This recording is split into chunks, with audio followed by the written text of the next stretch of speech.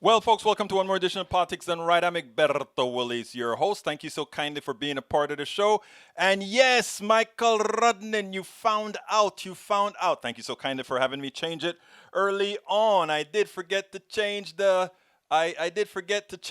Oh, it seems like everything is okay so far.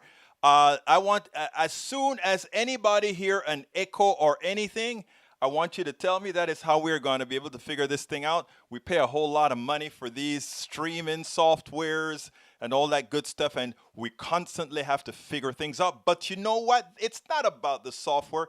It is about us getting the job done, right? It is about us putting the information out there. Welcome aboard, everybody. Paul Fleming checking in from ATL. Paul Fleming, that is. Michael Rudnin, AVQ, welcome aboard, my brothers and my sisters. Tiaula Wilson, welcome aboard. I try to get some of it early now because, you know, sometimes I get into my talkative stage, and what happens then? I forget to run and do it, and then at the end of the day, we're trying to salute you. Anyway, guys, welcome to 39 days before. Welcome to 39 days before. There's less background. Oh, great. I'm glad to hear that. 39 days before us taking back our country. Remember how some people always like to say, oh, I want my country back. Well, you know what, brothers and sisters of all ilks, conservatives, Republicans as well. You're included here, brothers and sisters. I mean you too. This country comes back to the people in a few days. Bruce Curtis, hey, from Canada. Hey, the interview today is about a guy well, I'm not going to tell you right now, but just stick around. Bruce Curtis from Canada. Hey, Canada. You know what I mean? Anyhow, we're going to have a great show for you today. So beforehand, I just want to start on a positive note by simply saying to my people, I simply want to tell my people that you must stay positive. You must stay positive, everybody. That is what it's all about. So what we're going to do is make sure and keep things going. Anyhow, to start the program, I'm going to go ahead and bring it up so you guys can see it as well. Now, I want to make sure that as I change windows, that these things don't, that as I change windows, etc., whether things stays the same. So what I want you guys to do is tell me, yay, nay, something changed, something didn't, whatever the case may be. Anyhow, title of the show today is Stephen Shainbart actually became a Canadian because of Trump. Path to fascism. Many people talk about becoming Canadian because of Trump. Here's a guy that did it. Are we really on a path to fascism, or is this overblown? What do you guys think? It's a bit off, okay? I'm glad you told me. I think it got off as soon as I changed windows. You can let me know that as well. Stephen Shainbart, PhD, is a clinical psychologist and author of I Actually Did It, Becoming Canadian Because of Trump. Stephen shares his story as a New Yorker who spent the years after the 2016 election researching and undertaking the surprisingly difficult and complex process of immigrating to Canada. In November 2019, 3 years after his journey began, on that fateful night, he finally became Canadian. Wow. Are we on a path to fascism? Trump clearly hopes so. The truth is, it is not in his hands. We are not a country that is used to that type of government, and it is impossible for him to be successful. And I said more about that after I saw a piece yesterday. So what I want to do is bring you guys that piece, and then we'll take it on the other side. So let's go ahead and hear that, and we'll move on then.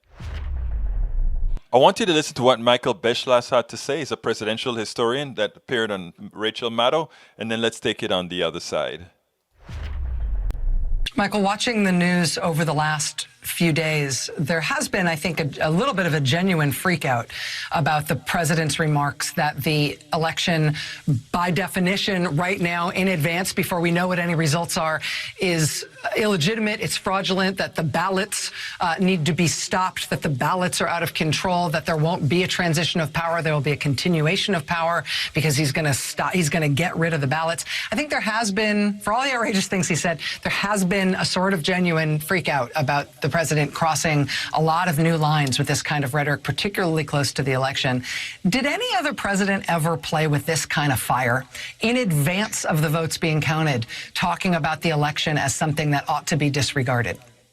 Nothing even remotely similar. You want to go into history to look for something like this? Go into Italian history and look at Mussolini. This is the way dictators come to power. He's telling you what he intends to do. And we've got to make very sure that in the next 5.5 weeks and after that, we do not get in a situation where, just as Senator Sanders was saying tonight, Donald Trump announces that he's won and puts us in a situation where our democracy is being stolen minute by minute. This is not a drill. Franklin Roosevelt said in 1940, at the time of Adolf Hitler, never before since Jamestown and Plymouth Rock has American civilization been in this kind of danger. We are approaching that point tonight. Now, I understand everything that Beschloss is saying, and not only do I understand it, I agree with it. But I think it is important that people to realize Donald Trump can only do this if we allow him to do so. And we have a hell of a lot of time. In fact, we should be doing this already. The polls look pretty good so far. But we should not simply give in to that fear. We should not give in to that paralysis. We have to simply go out there and do what we have to get done. Donald Trump is not the exception. Any president given the leeway, I try to get away with as much as they could. The thing about Donald Trump is Donald Trump has no morals or scruples. And because he has neither of those, he just takes it to the limit. But every president with power tries to maximize that power that they have. So let's not sit down and think this unintellectual, less than intellectual person somehow has something special to be this grand dictator. The reality is, in the scenario that we're in right now, he threw away a whole lot of possibilities to become one. But here's the deal. We are still in command, and the good thing about it is many of the power structures have still not given in to him. So let's not panic. Let's not get into some sort of paralysis. Let's just go out there and vote ourselves and encourage all others to vote. That is how we do it. Not from all these scary talks, but just going ahead, getting busy, and doing what is done in a democracy. You know what? Before I go to the thing, I want to handle some of the messaging that I have seen, and I want to take care of it right away. So let's go ahead and take it in order. Let's see. I think Tank 28 made a comment that Hillary told Biden not to give in if he loses. No, Hillary never said that. But whatever the case is, Hillary is a private person. The president is the president of the United States who people listen to. So that's ridiculous. The other thing I've been talking about to a whole lot of people is it is time for the reporters to do their job. It is time for the media to do their job. And what is their job? Their job isn't to say, hey, Donald Trump, if you lose, are you going to leave the office peacefully? You should immediately say, Donald Trump, all polls show that you are losing, and not only losing, but losing badly. You're losing badly in blue states. You're losing marginally in very tight red states, and you're losing big. Ohio, you're opened up a 5-point. Biden opened up a 5-point lead. In Minnesota, a 14-point lead. We can talk about all these different things. So it's kind of silly when Donald Trump goes out in front of his people and constantly say, oh, if I don't win, it's because of fraud, when all polls, not from one organization, even Fox News show a Ohio 5-point race. Even Fox News. So let's get it clear here. And for my brothers and sisters who are Trumpists right now, If it were one poll in, if it was NBC and you said, oh, well, that's NBC, liberal station. If it was CNN, oh, that's CNN, liberal station. But Fox News has him leading. If you even take a look at some of the Rasmussen polls, which have probably a built-in 5-point bias against progressives, you understand what I am talking about. So it's best if my brothers and sisters on the right start to get reality based in that we do have polls, and the polls in 2016 weren't wrong. For all of them that are dreaming to say, well, look at how Trump still won, even though the polls said something else in 2016. I think it was a bad thing for some, because they were derelict in their duty, meaning the Democratic Party was derelict in their duty in 2016, to go ahead and blame polls for Hillary Clinton's loss.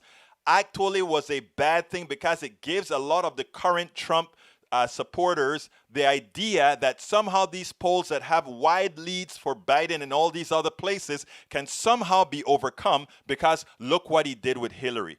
I say this on every show, and I will say this on every show because others that are new to the show need to hear this.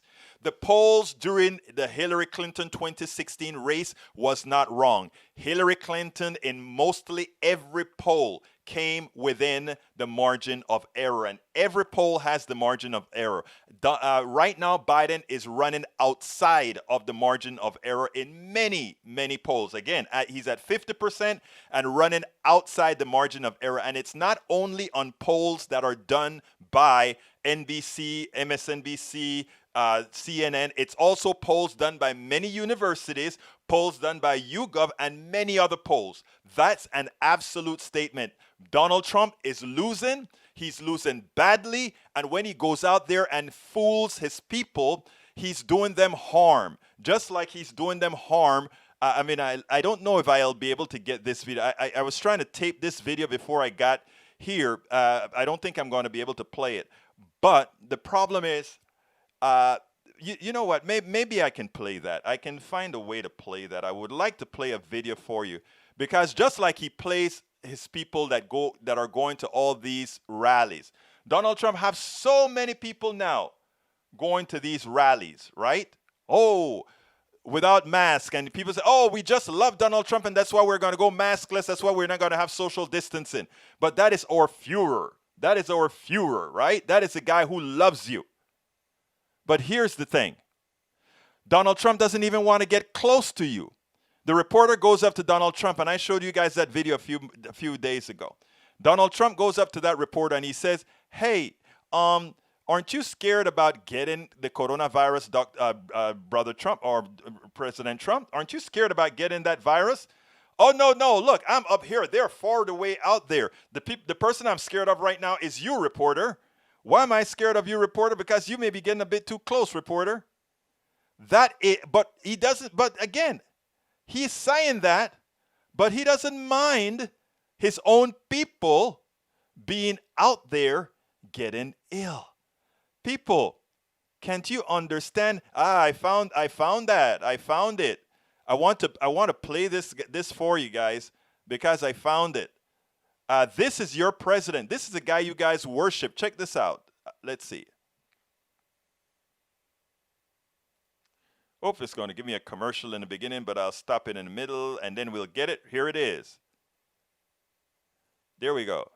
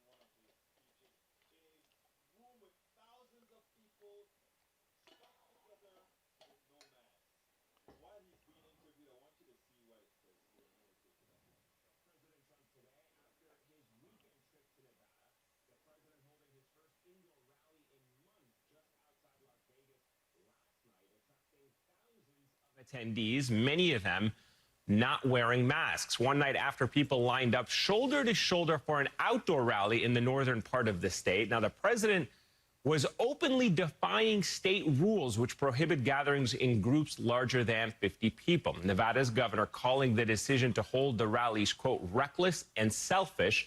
But in a newly released interview with the Las Vegas Review-Journal, Trump says he does not feel he is risking his own health. Aren't you concerned about getting COVID, though, in a closed way? No, I'm not concerned. What about I'm more concerned about how close you are, to be honest. Sorry about that. Because you know why? I'm on a stage that's very far away. And so I'm not at all concerned. I want you guys to understand what just happened there. A lot of people would just look at that and say, oh, that's good old Donald Trump. That is good old Donald Trump. But understand what just happened there. There's an outtake of a room filled with his supporters, shoulder to shoulder, breathing each other's breath. Some of them probably contaminated with COVID. There it is. It's full. A reporter comes to him to interview him. She gets a little bit close to him and said, aren't you kind of concerned about getting COVID? You don't have a mask on. And if you take a look at the room, there's at least a 12 to 20 feet barrier between the stage and all those people. And then you have the cops around that. And then the reporter, I don't know, she kind of got close on the stage. And she says, aren't you scared about coronavirus, COVID? Oh, no, but what I'm scared of is look at how close you may be a little bit too close to me. He's scared. He is acknowledging that she's too close to him, but he wants all of his followers down there. That is what I really wanted to show. I somehow I was kind of I played that directly from YouTube instead of within the system, because what I wanted to show is Donald Trump had a whole lot of people there, but he didn't want to have anything to do with them. He wanted to make sure he was not going to get close to those people. He doesn't want to have a darn thing to do with his own people. Think about that, folks. Think about that. That is our president. But here, let's see. Let's go ahead and play the... I'm going to answer all your questions on the way around, but let me go ahead and play the thing with the Canadian guy, and then we'll be right back on the other side. Here we go. Welcome to one more edition of Politics Done Right. I'm Egberto Willis, your host. I'm here with quite an interesting person. Stephen Shainbart, PhD, is a clinical psychologist and author of I Actually Did It, Becoming Canadian Because of Trump. Stephen, welcome to Politics Done Right. Thank you. It's a pleasure to be here. Well, Stephen, tell me a little bit about yourself before we get into what's really happening or why you did what you did. Tell me a little bit about yourself. Okay. I am a native New Yorker, born in Manhattan.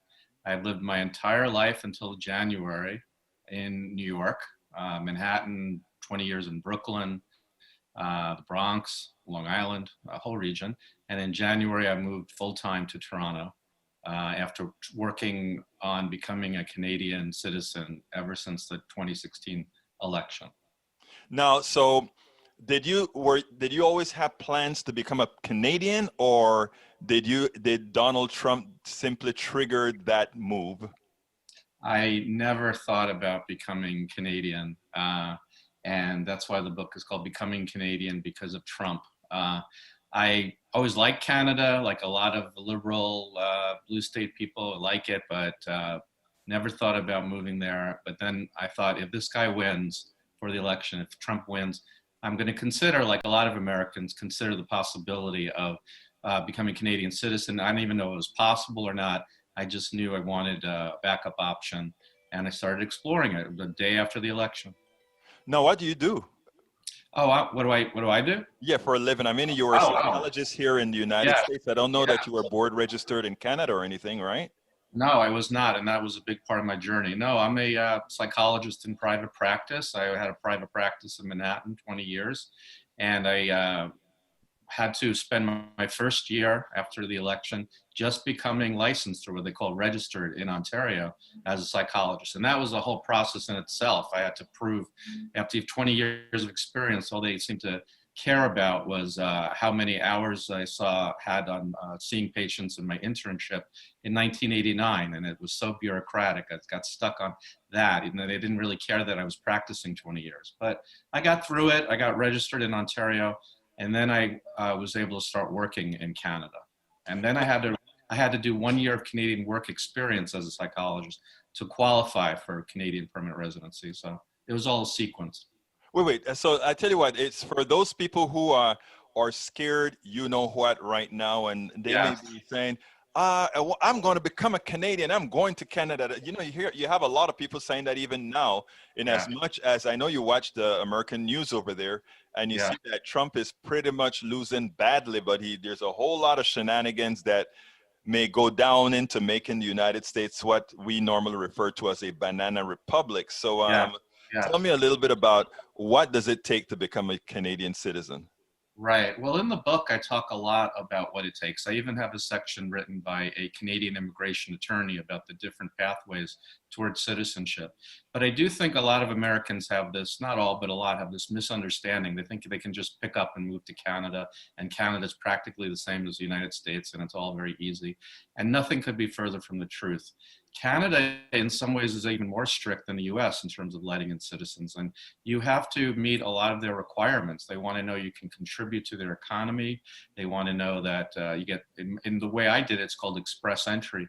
You get points, you need to get a certain number of points, and they look at your education, they look at your English or French speaking ability, they look at your age, like the younger you are, the more points you get.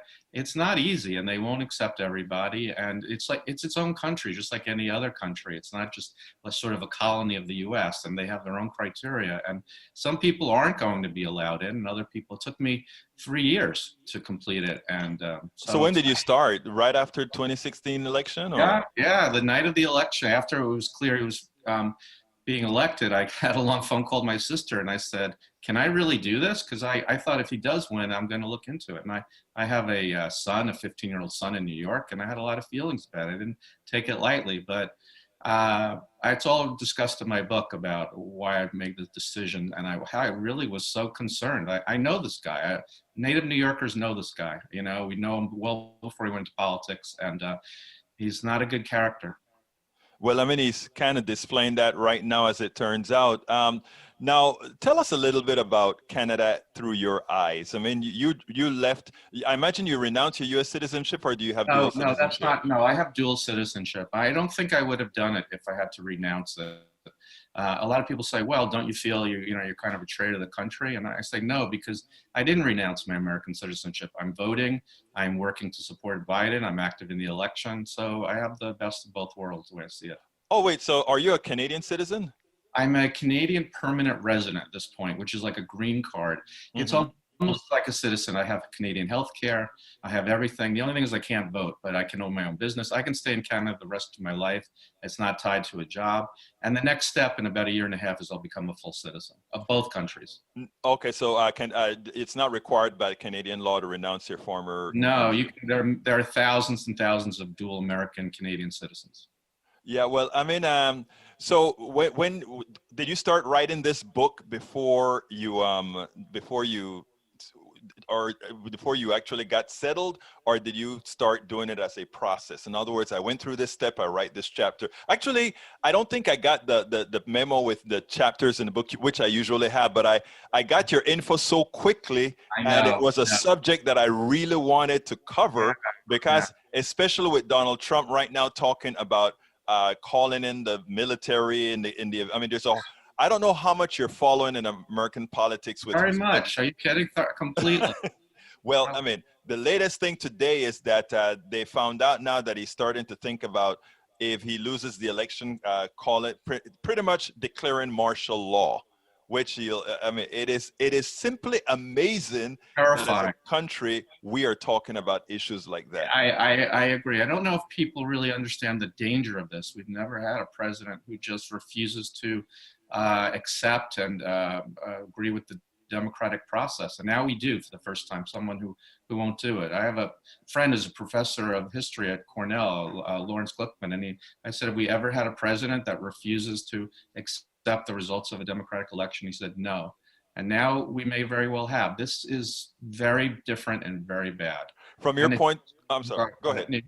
Well, I was going to say, as I mentioned in the book, he's been talking about not accepting the results of the election for a long time if he loses. He said the same thing in the debate with Hillary in 2016. He just happened to have won. But he said, I may not accept the results. And he doesn't accept reality. He doesn't accept that he lost the popular vote in 2016. He blames it on voter fraud. He just, he doesn't accept reality, and his supporters don't accept reality when it's inconvenient for them. So it's all discussed in my book. It's scary. Before I go into what Canadians actually think about Americans now, the reason I brought that up is I want you to be thinking about that as we go to this next subject. I heard you have some pretty humorous stories about living over there as an American living as a Canadian over there. Why don't you give me a couple of them? Because I'm dying to hear a couple of these. Well, they're very, I'm speaking in generalizations, of course. Well, of course. Every individual is different, but compared to especially New Yorkers, but also Americans, Canadians tend to be more reserved, more polite, nice, so I just had fun with that as a New Yorker. Like, I don't know, when I have this little anecdotes sprinkled throughout the book of funny little stories to kind of lighten things up. But I just found when I would wait at the crosswalk for the light, and it would say, don't walk, and the cars would be going by, and then there'd be no cars going. And as a New Yorker, what do you do when you're at the street and the cars stop? You cross the street immediately, right? And I walk and I go, oh my God, I'm the only one walking. I jerk back and I thought I must not see a car coming. And I look again and there are no cars, coming. And then I realized, like, I'm not standing here for no reason, So I cross the street, even though it says don't walk. And I look, I'm on the other side. I look back and they're all standing there, waiting for the light to change, all these polite Canadians. And I'm thinking, schmucks, like, what do you? And I'm like, I'm going to use my New Yorker advantage here. On the other hand, oh, wait a minute. Did you just say you're going to use your New Yorker advantage? Yeah, I'm going to cross capitalist. the street. I thought you were. Well, I'm still American, and then but in a lot of ways it cuts both ways, because that's also they're more compliant with mask wearing. The coronavirus is much less. That kind of trait, can work for them in a lot of ways. Well, a lot of Americans in parts of the country anyway, or, we're going to do what we want and everything, but they do it self-destructively. Well, yeah, so it destroys empires, right? A little virus could destroy the American empire. And that's what we are, the American empire. I mean, this one little thing that we can't see can easily deconstruct everything that is American. Because when you have an aircraft carrier with sick people, when you have when you can't fly your jets, all these things people don't, people just think, let me do as I please.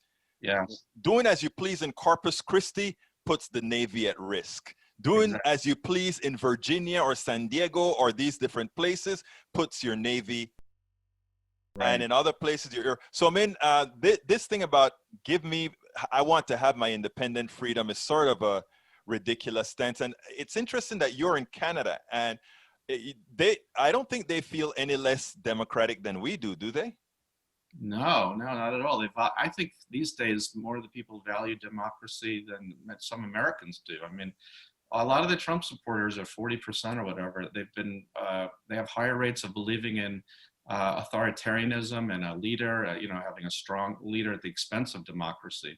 And I don't know how much of them are really committed to democracy. The Republicans sure aren't acting like they respect democracy, trying to, limit votes and things. Yeah, interestingly, Stephen, I was just reading a piece today, and it really concerned me because it is something that I've always known. But when you look at it from a totality, that things like the Senate is being run, that Democratic senators have 15 million more people that support them, and they're in the minority, than the majority Senate, who's running all things, selecting judges, etc. Moreover, we haven't. Bush was the last Republican, and that was only in 2004, not 2000. That won majority vote in the last 30 years or so. Mm-hmm. I mean, it is simply amazing that as we are pushing democracy or we claim to be pushing democracy throughout the world, we are not even close to being a democracy. In fact, we have a minority of people running things. The power of New York and California are simply undermined continuously, even though most of the resources, most of the power, most of the economic activity comes out of those places. So, I mean, let's contrast that. First of all, before we contrast that, what do these Canadians think about what's going on in the United States? I think something like 18% of Canadians like Donald Trump, and he has united Canadians in a way that very few other people or things can. They really, I've encountered a fair amount of anti-Americanism now, and we're in a real uptick in it. And people feel they're very politically correct in Canada. They feel they can, you cannot insult or say anything bad about any other kind of people or culture or ethnicity. But if they find out I'm American, some of them, not all, but some of them, really feel they can just unleash on every negative stereotype against the American. And as a New Yorker and a blue stater who's knowledgeable about the world and tolerant of other cultures, more than tolerant, embrace them, it kind of hurts. It's kind of their prejudice is kind of hurtful, where they'll say, "Oh, I guess you've never been outside the United States. I guess you don't know anything." And they'll say things like, "So do you carry a gun?" And like, I'm from New York, man. I've never seen a gun except on a cop or like that. And so they just have an image of us as not the more educated Canadians. Right. They know that how diverse the U.S. is, but they really are developing a very negative view. And Trump said a lot of anti-Canadian things. He's declared Canada actually a threat to American national security, which is ridiculous. Who knew? I say this in the book. Who knew we'd have a president that one day would say, like, Russia really should be our friend and Canada's our enemy?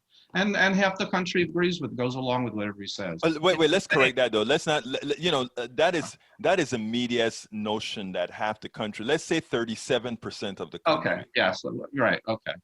But in any you're right, it's less than half, but it's a substantial minority. It is a substantial minority, you're absolutely right. And in any functioning, decent country, such an outrageous thing would not gain traction. Sadly, that's true. Now, in being over there, do you miss? I've been to Canada several times, specifically though on the West Coast, and the big cities are some of the cleanest cities I've seen. You're correct that the people, the culture itself is a very nice culture. In other words, they hold a lot of stuff on the inside to be polite. Yes, that's right. I don't want. Right. I don't want people to believe like they're any different than we are. They are just polite. Well, you're right.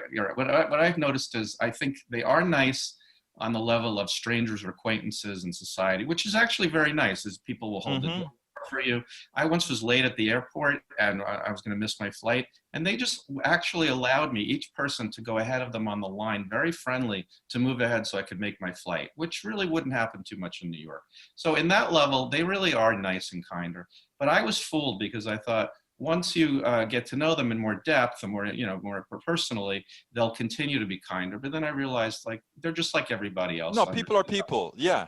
Right. But at the surface, it's nice. It's nice to move around on that level. But, they're not nicer deep down. They're just the same as anyone else. Exactly.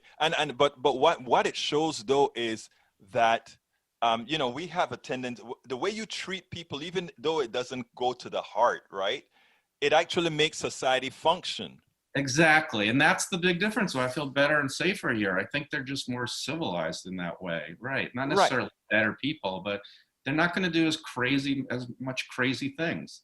And and that's what a lot of people look at that as, that is not democracy. That is the society is actually creating a society.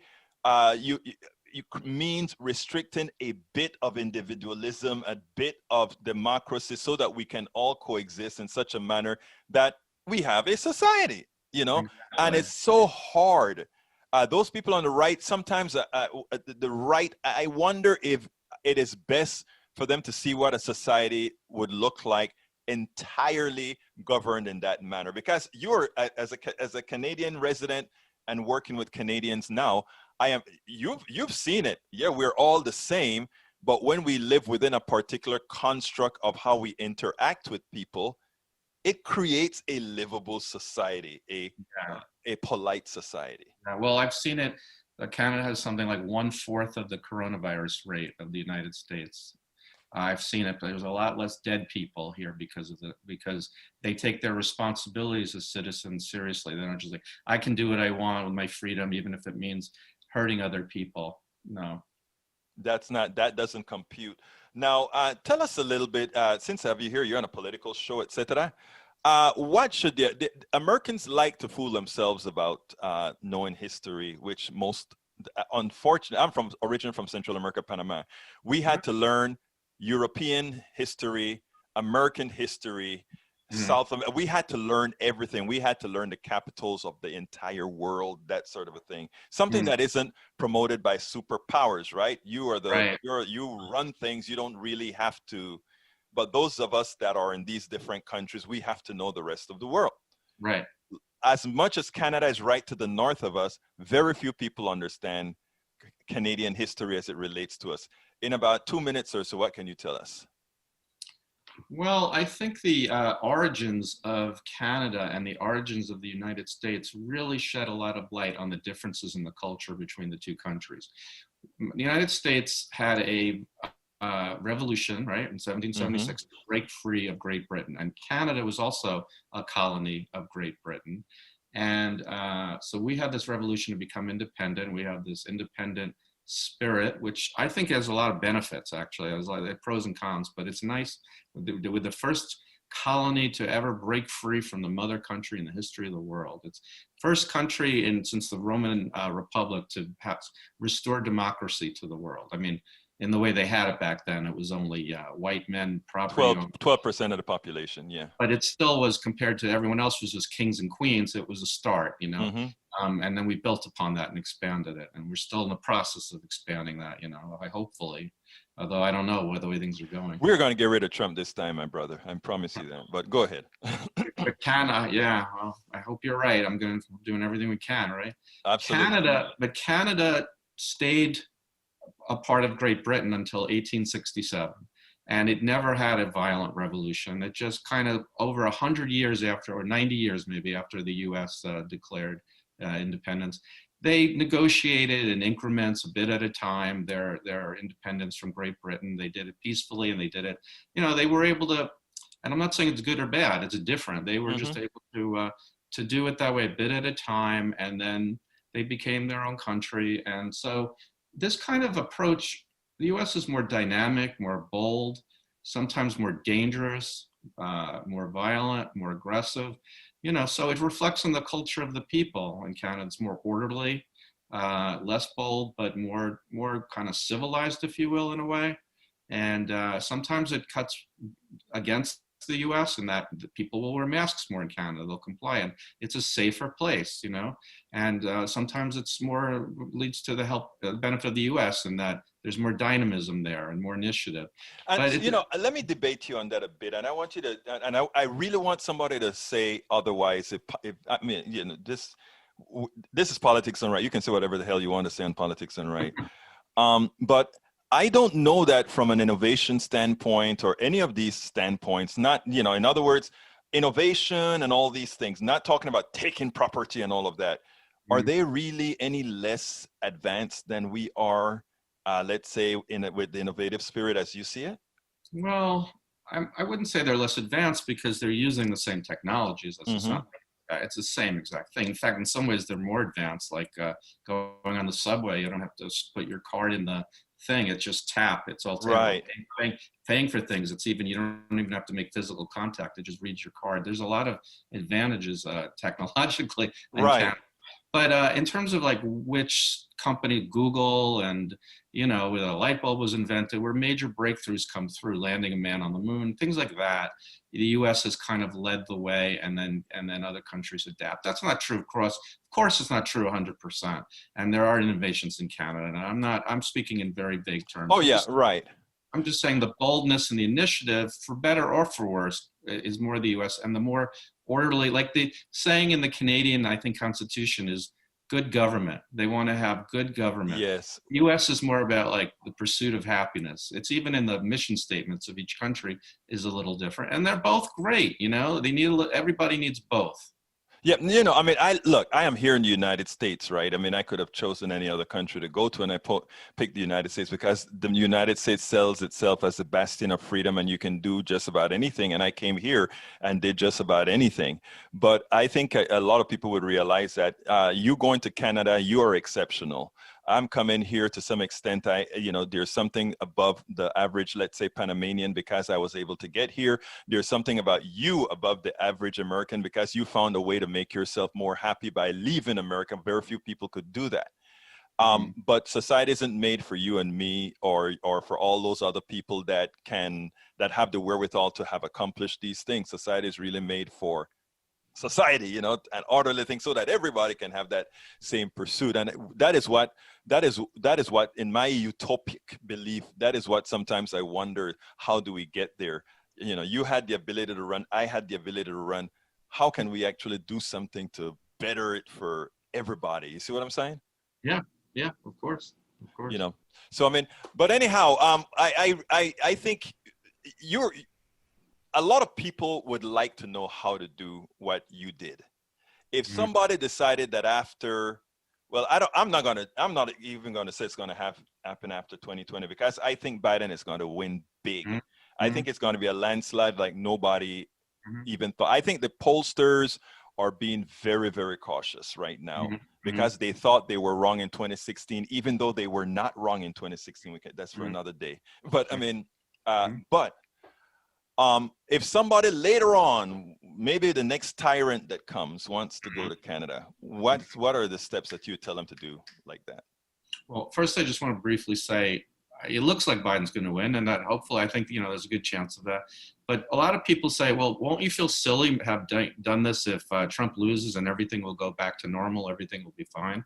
And I don't agree. I write about this in the book. I think Trump is as much a symptom of a problem as a cause of a problem in the United States. And that cause, it's still there. Those people that support him and all that, they're going to suddenly disappear if Trump leads. And who knows who the people could elect in the future. And as well as if he doesn't accept the results and they protest on Fox News and they make up big, it could really cause a lot of chaos in the US. So, people may want to consider this even if Biden wins. It's not like everything's going to be fine. It'll be better, but not fine. But anyway, in terms of answering your question, certainly read the book. It talks a lot about, it's a how-to book partly about what to do, but also they could consider, I urge them to meet and have a consultation with an immigration attorney, a Canadian immigration attorney, not an American one, because Americans, they don't know the rules, Canadians do. You can research on the Canadian websites. I point them out in the book as well. Things to do, things to consider. There are different programs and pathways to become Canadian. And keep in mind, you do not have to renounce your American citizenship in most cases anyway. Well, look, let me tell you, Stephen, it's been a pleasure speaking to you. I enjoyed speaking to you. You're the first American that I've been able to speak to that has left because of Trump. And I think, good words from you on that. The last question I always ask is there anything you would like to say that I just couldn't think about asking you? Oh, wow. I wasn't ready for that. Well, first I want to say that's why I called the book I Actually Did It, because everywhere I went, and I was surprised, people would say, I heard about people saying they were going to move to Canada because of Trump, but I never met anyone that actually did it. You're the first person I met that actually did it. So then somebody said to me, why don't you just call the book I Actually Did It, since everyone's saying that to you? So that's your... That is cool. Yeah. Let's see, anything really...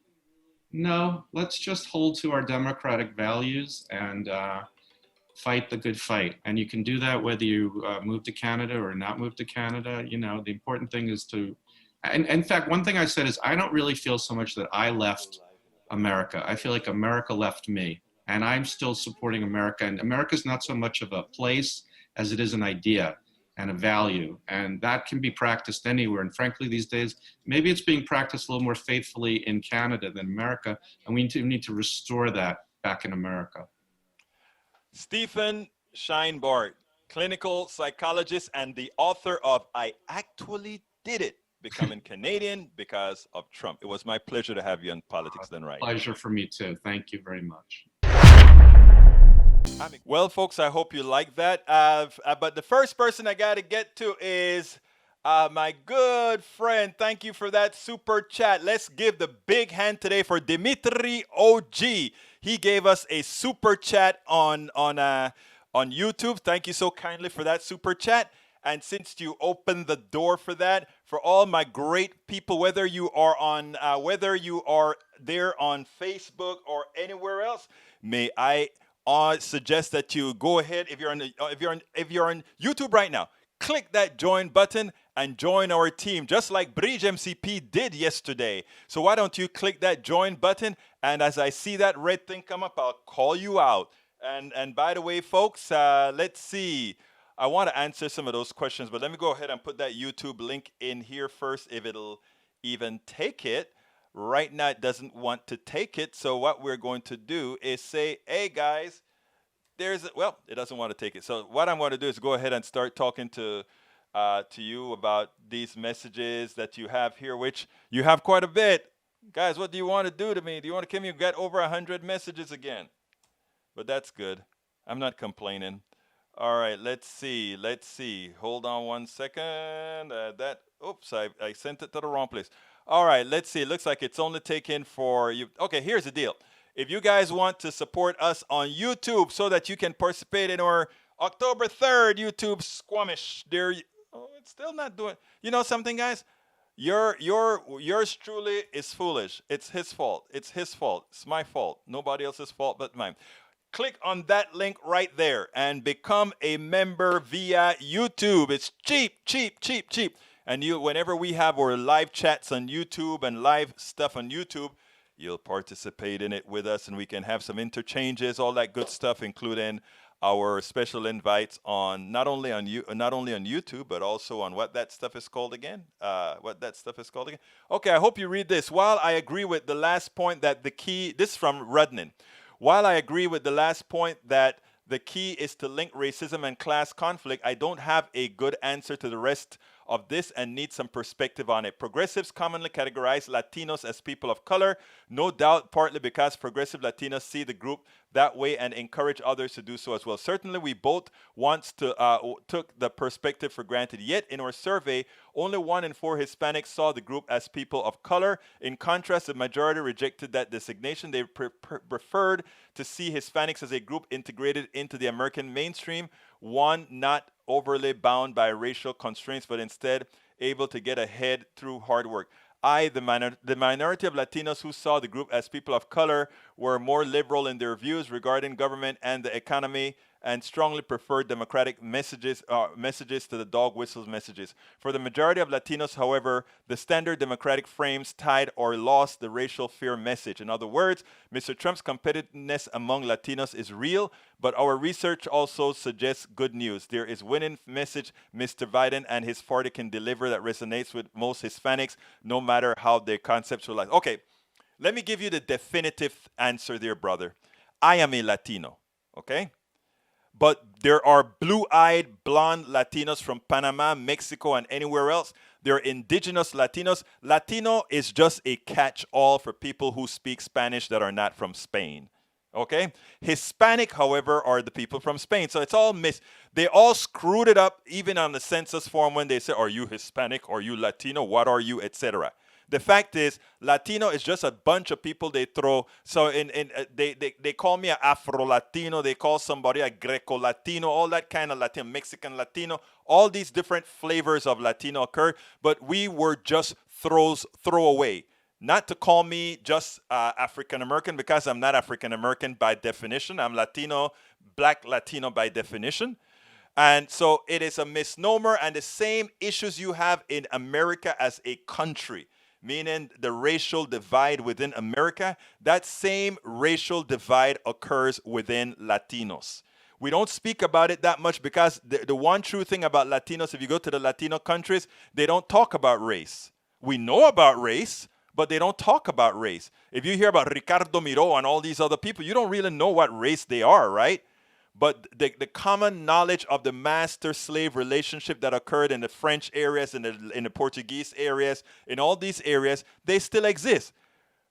But we are just silent about it. If you go to Brazil, You'll see black people that are living in the shanty towns mostly. I mean, you have all the people. You have white folks in the shanty towns, but mostly black. If you go to my country, Panama, and you go to Colon on the Caribbean coast, you see the same kind of disparities that you see in every single country in this world. Now, we don't have the outright racism that we've had in the United States because there's a hell of a lot of intermingling in the Latino countries, but you still have these issues in the Latino countries. Okay, they're still there.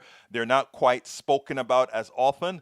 And most of the rationalization I see in American papers about Latinos are mostly wrong. When they say, oh, 25% of Latinos don't want to be called people of color. Well, if you come to the United States and you know that if you don't call yourself a POC and you can pass, you have benefits, then of course that's what you do. So when you click the Latino sign, you don't do it, but you go ahead and you ask all the Latino senators that are in Congress right now. They call themselves white. I mean, Cruz says he's white. Rubio says he's white, and the truth about it is he's white. I don't think we should call black people African American. We don't call other people Italian. You know, let me tell you something. I have been talking about the referencing black. I don't like the term African American because let me tell you what it has done. There's a movement in America called the ADOS movement, African Descendants of Slave movement. And that movement, what it has done is that it created a huge division between black people within. A lot of people don't know about that because nobody talks about it, right? Between the black community. What that means is that I once, you know, in supporting the ADOS community who are looking for reparations, I go in there to give them support. And I remember one person saying, but do remember, Egberto, you are not African American. You are not ADOS. Wow. Tell the cop that the next time he stops me, right? So the thing about it is there are all these things that are made to partake and divide people. And the reason they do that is that's how you really have control. If you think that by taking certain kinds of division, you can have gradations of people and all, you can create all kinds of necessary conflicts, and those conflicts give those ultimately on top power. That's what it's all about. So when it comes to Latinos, it's the same issue. Anyway, thanks again. Thank you again. Let's see. Who else is here? But Demetrio G, thank you for that super chat. Thank you so kindly for that super chat. Paul Fleming says they used classifications to distribute money. That where they take the census. Yeah, that is a true statement. All right. Anyhow, folks, for those of you who want to support Politics Done Right, please go ahead and join our Patreon. We need patrons. That is politicsdoneright.com/Patreon. You can also support us at politicsdoneright.com/PayPal. And here it is in the link as well. And again, what I'd love for a lot of you to do as well is go join our YouTube. Go join our YouTube. That is politicsdoneright.com/YouTube. Great. We're going to have a whole lot of things going there. And my book, I haven't mentioned my book today. Please, por favor, go ahead and get It's Worth It. How to talk to your right-wing relatives, friends, and neighbors. And there's a link for the book. You can get it at Amazon. Just look it up at Amazon. You just use my name as well, Egberto Willies, or the name of the book or whatever. It'll pop up. All right, let me see. I got about 2 minutes to find something that I really would like to answer. Let's see. I think Masticator is still on the kick that I lie. And let's see. But you know what? He's yet to come up with absolutely one lie that he can attribute to Egberto. So I don't know how seriously you can take it. Masticator also said, you don't know, we'll create a GoFund to get all you guys that want to be like Canada off to Canada. Again, I must remind you, there are things I haven't covered that I wanted to cover, but we kind of went over. But here's the deal, Masticator. There are more of us than there are of you. There are more people that vote for the progressive side than you do. There are more of us. Remember, we are ruled by the minority. Don't forget it. There's an article we were supposed to discuss today, I'm going to put it on the screen so that people who watch the show later on can actually go to it. I wrote it up. America was never a democracy. We start making it one with 2020. And the title of the article was from BuzzFlash. Clinton beat Trump by 3 million votes. GOP senators represent 15 million fewer Americans than Democrats. In other words, we are minority rule. It's not a democracy. And when you tell people of the other ilk, okay, yeah, just leave the country if you don't like it. More of us want it more progressive than you do, masticator. There are more of us than there are of you. Remember that. And the ones that want a better America look like all of us. All of us. And Tank 28, the Republic is a cop-out. Republic means representative democracy. And there's nothing representative of 15 million people not having representation. A representative democracy means proportional distribution of the people who represent you. Period. Period. Thank you for showing me that video, Michael Rudnin. I appreciate that very much. Again, my brothers and my sisters, look, there are 2 articles I wanted to go over today, but as usual, you guys run the show, and if you guys start getting me into these conversations, that's what we do. Anyhow, folks, please click that join button and become a YouTube subscriber as well. It's only $1.99 to become a YouTube subscriber. And the good thing about that is you are helping this very well. Tank, on point, but I suspect Egberto is too brainwashed to understand the difference.